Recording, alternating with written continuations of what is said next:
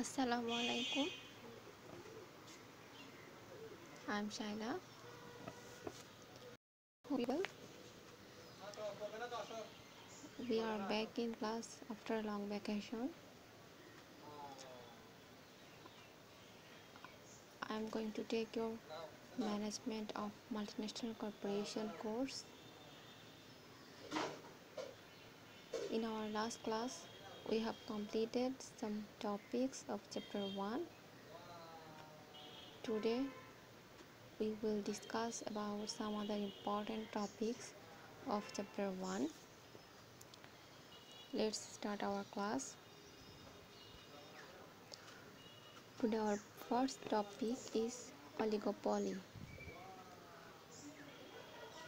What is oligopoly? An oligopoly is a market from wherein a market or industry is dominated by a small group of large sellers. অর্থাৎ যদি সহজ ভাষায় বলি, oligopoly হচ্ছে একটা small group, কাস্টমারদের একটা স্মল গ্রুপ, কিন্তু তারা হচ্ছে হাই প্রফিট মার্জিন কাস্টমার। মানে অলিগোপলির বাংলা হচ্ছে অভিজাততন্ত্র, যেখানে অনেক বেশি কাস্টমারদেরকে কোনো কোম্পানি টার্গেট করে না। কোম্পানি টার্গেট করে একটা কাস্টমারদের একটা স্মল গ্রুপ, যারা খুব হাই সোশ্যাল ক্লাসের এবং যাদের কাছ থেকে হাই প্রফিট মার্জিন পাওয়া যাবে। অর্থাৎ তারা স্মল কাস্টমার সেগমেন্ট বা স্মল কাস্টমার গ্রুপকে টার্গেট করে এবং ওই স্মল কাস্টমার থেকে হাই প্রফিট মার্জিন ক্যাপচার করে।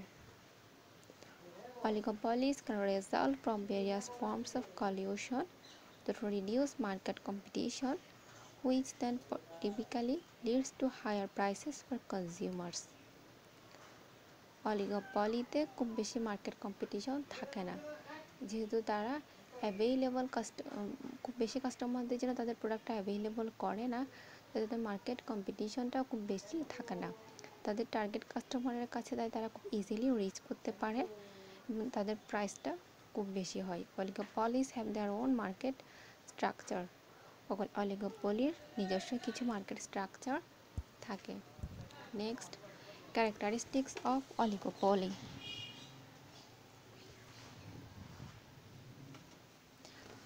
Six characteristics of an oligopoly are given here.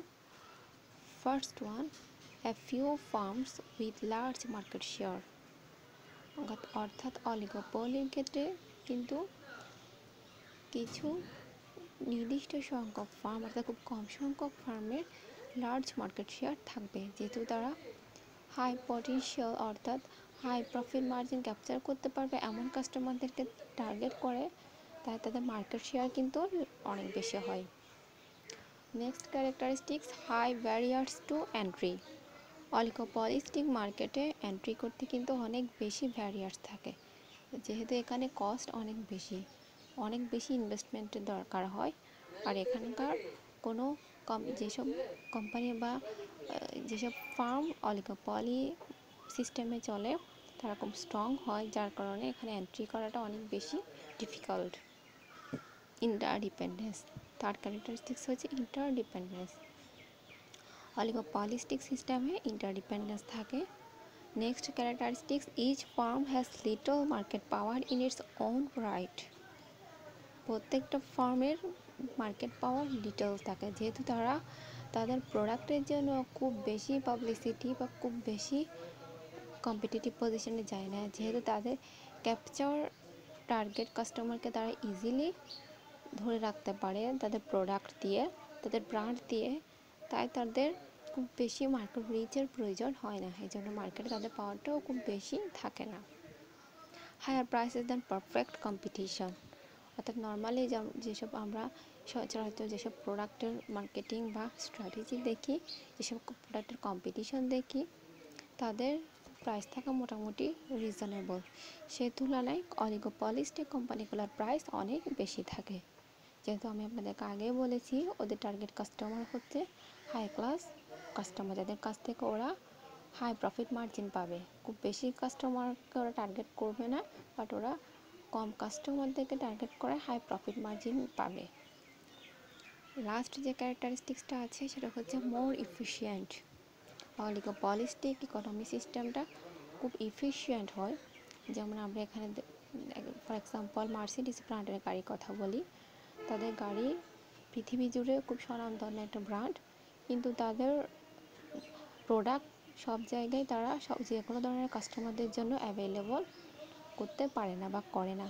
তাদের টার্গেট কাস্টমার হচ্ছে হাই ক্লাস বা যাদের কাছ থেকে হাই প্রফিট পাবে ওই ধরনের কাস্টমার, কিন্তু তারা খুব রিনাউন্ড একটা ব্র্যান্ড। তাদের মার্কেটিং স্ট্র্যাটেজি বা ব্র্যান্ডিং স্ট্র্যাটেজি খুব efficient.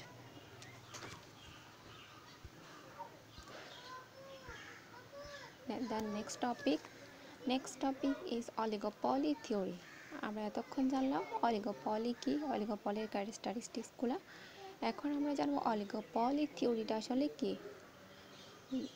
The oligopoly theory usually refers to the partial equilibrium study of markets in which the demand side is competitive while the supply side is neither monopolized nor competitive. অর্থাৎ oligopoly theory হচ্ছে, oligopoly থিওরিতে মোটামুটি দেখা যায় যে demand সাইডটা competitive. যেসব কাস্টমারদেরকে তার target করে, যে হাই প্রফিট মার্জিন কাস্টমার, তাদের জন্য ডিমান্ড সাইডটা কিন্তু কম্পিটিটিভ। যেমন মার্সিডিজ ব্র্যান্ডের গাড়ি যাদের সামর্থ্য আছে বা যারা হাই ক্লাসের কাস্টমার, যারা খুব রিচ কাস্টমার, তাদের মধ্যে কিন্তু এটা নিয়ে একটা কম্পিটিটিভ পজিশন থাকে, যে তারা এটা কেনার জন্য একটা ইচ্ছা পোষণ করে, যার কারণে তাদের কাছে কিন্তু এই জিনিসটা কম্পিটিটিভ। তার মানে ডিমান্ডটা এখানে কম্পিটিটিভ, কিন্তু সাপ্লাইটা সেই হিসেবে তারা অ্যাভেলেবল করে না, কোম্পানি সেই হিসেবে সাপ্লাই তারা অ্যাভেলেবল করে না। একটা নির্দিষ্ট মডেলের গাড়ি তারা নির্দিষ্ট পরিমাণে বাজারে ছাড়ে, যে এই মডেলের যে কোনো মডেলের যত সংখ্যক গাড়ি তারা বাজারে ছাড়লেও ঠিক তত সংখ্যক গাড়ি কাস্টমাররা নিতে পারবে, এর বেশি কখনো নিতে পারবে না।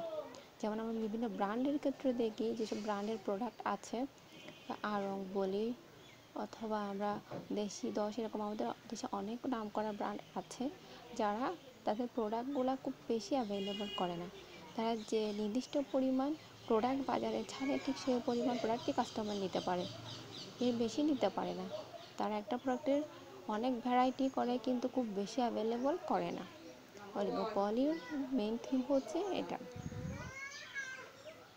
It is exclusively concerned with single period models, যার কারণে তাদের প্রোডাক্টগুলো খুব এক্সক্লুসিভই থাকে। The two models that are mainly discussed are Connor's model and Chamberlainian model. Oligopoly থিওরির এখানে দুইটা মডেলের কথা বলা হয়েছে। First one Connor's model and next one Chamberlainian model.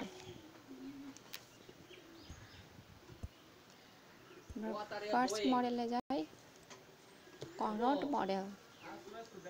In Connor's model, it is assumed that the products of the firms are perfect substitutes, and each firm decides the output levels with price being determined in the market. অর্থাৎ corners মডেলে হচ্ছে প্রোডাক্টগুলো একদম perfect substitutes থাকে এবং প্রত্যেকটা farm একটা ফুল প্রোডাক্টই বাজারে ছাড়ে এবং তাদের প্রোডাক্টের আউটপুট আর প্রাইস মার্কেট ডিটারমাইন্ড করে ছাড়া হয়। আর চ্যাম্বারলিনিয়ান মডেলটাকে আমরা একটু দেখি। The Chamberlainian model allows for imperfect substitutability among the outputs of the firm, and each firm is assumed to name prices for their products.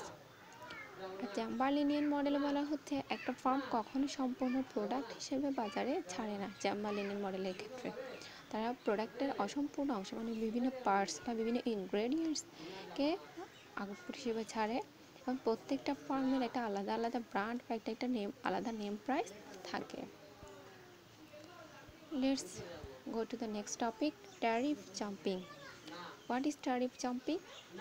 The establishment of a production facility within a foreign country through FDI, that means foreign direct investment, or licensing in order to avoid a tariff. অর্থাৎ tariff avoid করার জন্য, tariff মানে আমরা সবাই জানি প্রত্যেকটা দেশে অন্য দেশে যদি প্রোডাক্ট এক্সপোর্ট ইম্পোর্ট করতে যায় সেক্ষেত্রে তাকে নির্দিষ্ট পরিমাণ ট্যারিফ, যেটাকে আমরা কর বা শুল্ক বলি, সেটা দিতে হয়। কিন্তু যার কারণে মাল্টিন্যাশনাল কোম্পানিগুলো কী করে, এই ট্যারিফটা অ্যাভয়েড করার জন্য ওই দেশেই তাদের প্রোডাকশন ফ্যাক্টরি এস্টাবলিশ করে, যাতে তারা ট্যারিফটা অ্যাভয়েড করতে পারে। এটাকে বলা হচ্ছে ট্যারিফ জাম্পিং।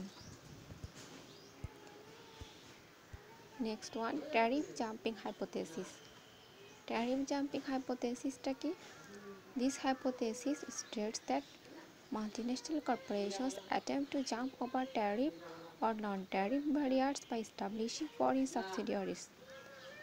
মাল্টিন্যাশনাল ট্যারিফ জাম্পিংয়ে যেটা বলা হয়েছে, মাল্টিন্যাশনাল কোম্পানিগুলো ট্যারিফ অথবা নন ট্যারিফ ব্যারিয়ার্সটা দূর করার জন্য ফরেন সাবসিডিয়ারিজের মধ্যে তাদের কোম্পানি বা ফ্যাক্টরি এস্টাবলিশ করে, এটাকে বলা হচ্ছে।